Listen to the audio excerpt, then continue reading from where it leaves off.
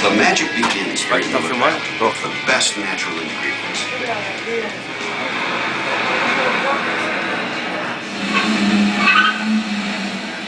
Our world-class brewers carefully mix, monitor, and test these ingredients as they go from mash tun to lauter tun to brew kettle. Frederick Miller's famous yeast is carefully added before fermentation. Then, after aging and filtering, the beer is ready to be packaged.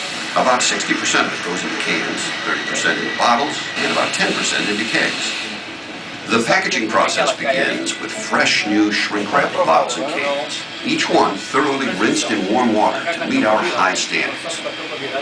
After rinsing, it's off to the fillers. This amazing machine can fill 1,400 bottles a minute. In slow motion, you can see the empty bottles being spun into position, carefully filled, with each precision task being measured in split seconds.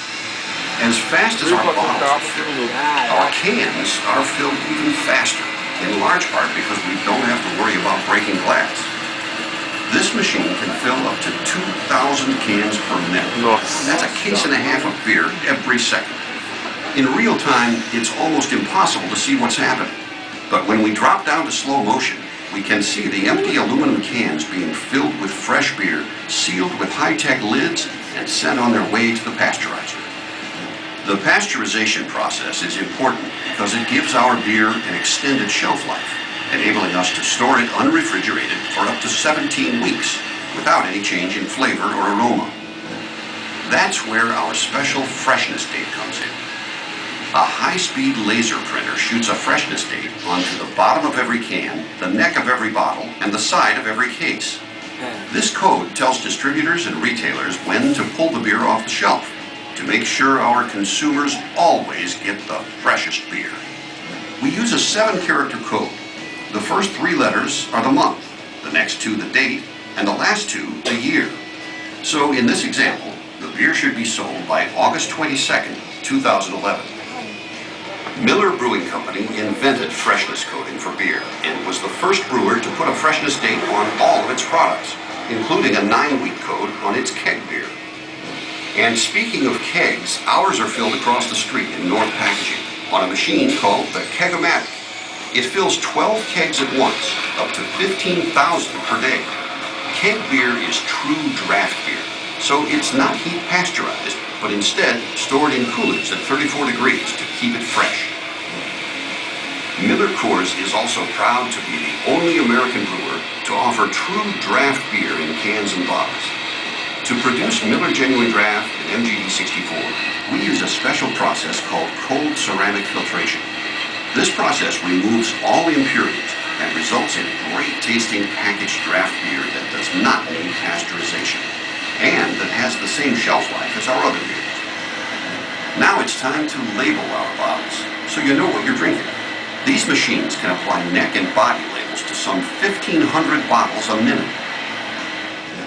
Numerous quality inspections are performed throughout the entire brewing and packaging process. Along all of our packaging lines, laser scanners constantly check for imperfections. If any are found, the products in question are bumped off the line and sent to be recycled or repackaged. Now that the bottles and cans are all filled, sealed, date-coded, and labeled, it's time to put them in boxes, what we call secondary packaging. The Milwaukee Brewery has long been an industry leader in packaging innovation, and that trend continues today. Cases in point, the unique Miller Lite Vortex bottle, the aluminum pint that drinks like a bottle and cools like a can, and our recyclable home draft systems for those who prefer that fresh draft taste over cans or bottles. The last step in the packaging process occurs here at one of our 13 computerized palletizers. Here, our packages are stacked onto pallets in layers of alternating patterns for maximum stability. All pallets are stretch wrapped before being loaded onto trucks and rail cars and sent off to serve our thirsty customers. It's not just great beer that distinguishes our historic Milwaukee brewery. It's also the way we run our business. We have a long history of environmental stewardship, and today our commitment is stronger than ever as we move toward zero-waste operations. We've recently invested in paper and cardboard balers, as well as a can densifier, to improve the quality of our recycled byproducts and to reduce our overall landfill contribution.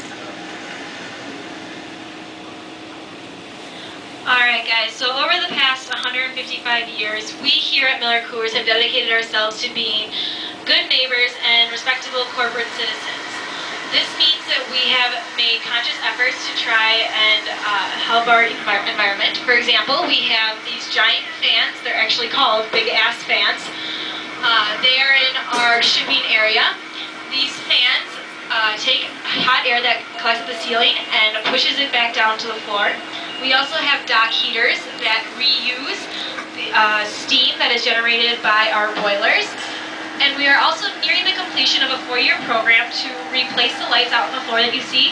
You can see the sodium lights in the middle and then our fluorescent lights on the side. Fluorescent lights are not only brighter, but they use less than half of the amount of energy that the old sodium lights use. Finally, we all know that water is becoming a more scarce resource, and we at Miller Coors are trying to do our part and limit the use of water here in our plants.